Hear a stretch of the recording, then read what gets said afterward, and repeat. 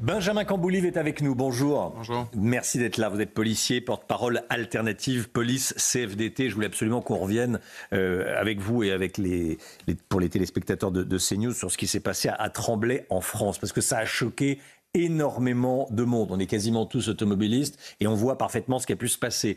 Une voiture qui refuse une priorité au mari d'une élue et à son fils. Ça les agace, il leur fait remarquer qu'on respecte les priorités en France. Et là, violence, ils le suivent jusqu'à ils les suivent, et ça se termine par des tirs de Kalachnikov sur la façade.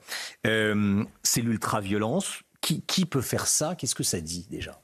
Là, ce qu'on voit qui est particulièrement choquant, c'est à quel point le motif initial est dérisoire. On parle de rien, c'est un refus de priorité, et ça se termine avec des gens qui veulent mettre le feu à votre maison et qui la rafalent à la Kalachnikov. Donc il n'y a strictement aucune proportionnalité entre l'élément déclencheur et l'acte de vengeance final. Qui est-ce qui peut faire ça? Là, on a quand même un élément qui est notable, c'est l'emploi d'une Kalachnikov. La Kalachnikov, c'est un marqueur très fort du narcotrafic, c'est leur arme de prédilection. C'est grâce à ça qu'ils intimident les concurrents. Donc on comprend bien que s'il y a une hausse telle de la violence, c'est parce qu'il faut la mettre en regard avec la hausse du narcotrafic qui va exporter ses méthodes dans la vie normale, dans votre vie à vous, dans la mienne. C'est-à-dire que la manière dont on résout les conflits dans le monde du narcotrafic devient celle dont ils résolvent les conflits à l'extérieur quand ils croisent monsieur ou madame tout le monde, et là donc un monsieur avec son fils, et puis après la maison familiale. Parce que là, c'est pas un règlement de compte entre trafiquants, c'est vraiment pour imposer leur loi. Ils vont chez un particulier, ils tirent à la Kalachnikov sur un particulier, sur des gens honnêtes, quoi. C'est ça, c'est pour ça que ce qui était complètement exceptionnel, des extrémités pareilles, et puis un usage des armes, ça devient banal, et on se retrouve avec 1000 meurtres par an en France, 4000 tentatives d'homicide volontaire en France. Pour l'instant, il y a une personne interpellée. Comment travaillent les enquêteurs sur ce type d'enquête? Il y a différents axes. Déjà, la personne interpellée, elle est en garde à vue, il faut essayer de lui faire donner ses complices, tout simplement. Après, il y a le travail de l'identité judiciaire sur le véhicule, il faut le faire parler, ce véhicule, donc les traces d'indices, les relevés d'ADN. Il y a l'exploitation de la vidéo qui a été décisive pour l'interpellation parce qu'elle permet d'identifier le véhicule, la vidéoprotection de la ville. Et puis il y a le travail de téléphonie où on va geler en fait les téléphones sur la zone. Donc depuis le lieu de l'altercation jusqu'au domicile et voir les téléphones qui ressortent. Tout ça dans le but d'essayer de venir interpeller les différents suspects, parce qu'il y en a une dizaine là qui sont concernés. Ouais. Donc beaucoup de Kalachnikov en circulation, hein, c'est ce que vous nous disiez en préparant cette interview. On va regarder de toute façon le prix d'une Kalachnikov, à peu près 1500 € pour une Kalachnikov et 1000 € pour une arme automatique. Ce qui veut dire c'est dérisoire, c'est rien du tout pour un trafiquant de drogue. Alors oui, déjà parce qu'ils ont énormément d'argent. La somme est dérisoire, oui. Entre les mains, et c'est du commerce basique, hein. Moins un produit est rare, moins il est cher.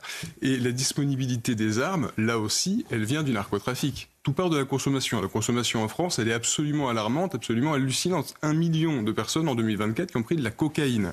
5 millions de consommateurs de cannabis. Donc le trafic, nécessairement, il explose. Et le trafic de stupéfiants, il va systématiquement avec l'emploi des armes, puisque quand vous êtes à la tête de votre petite entreprise de narcotrafic, vous devez protéger votre commerce, vous devez le protéger des concurrents, donc vous utilisez des armes.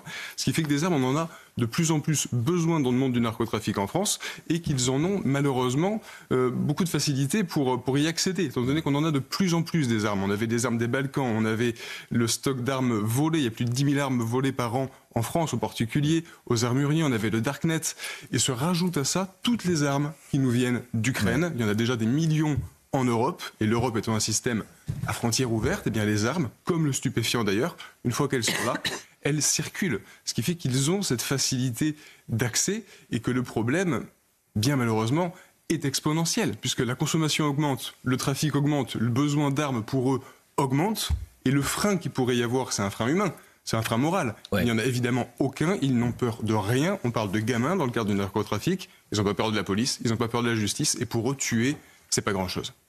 Ça veut dire que, en clair, à l'avenir, quand on voit ce qui s'est passé, soit on fait remarquer à quelqu'un qui vous a grillé la priorité, soit on vous le fait remarquer et on risque de se faire tirer dessus à la Kalachnikov.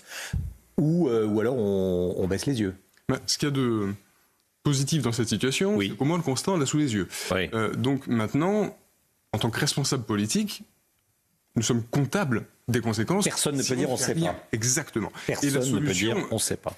Elle n'est pas inconnue. Si vous voulez, les manques, on les connaît, et les solutions, on les connaît. Manque simplement la volonté de mettre en place les mesures de fond qui permettent d'aller vers une solution. Et la mesure de fond, c'est le renforcement du continuum de sécurité dans sa globalité, de la racine du problème jusqu'à l'extrémité ultime. Donc on part de la sécurité vraiment locale, la police municipale, le rôle des mairies dans le développement de la vidéoprotection, ça va être la police nationale avec des effectifs de voie publique pour cette présence rassurante, dissuasive, la police judiciaire à augmenter pour qu'on puisse faire ce travail d'enquête, la case justice, que ce soit les magistrats qui sont en sous-effectif chronique et lamentable, ou les places de prison, ou un parc pénitentiaire qui ne nous permet pas d'être maître de notre politique d'incarcération, et puis les ministères voisins, l'éducation nationale qui doit offrir des perspectives autres que le narcotrafic pour gagner sa vie, la santé publique pour le travail de prévention. On connaît les solutions, il suffit de les mettre sur la table.